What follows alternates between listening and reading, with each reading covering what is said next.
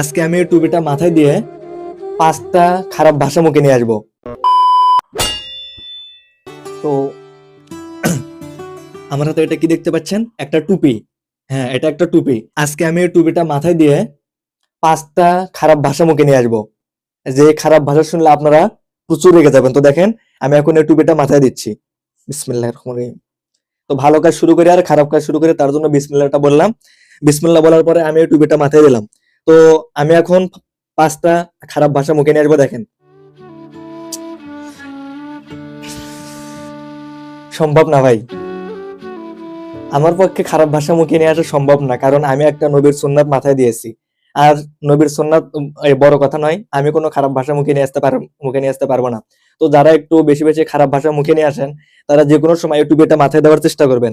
এই টুপিটা মাথায় দিলে হবে কি, আপনি খারাপ ভাষা মুখে নিয়ে আসার চেষ্টা করলে আপনার আপনার মনে হবে যে না, আপনি একটা সুন্নাত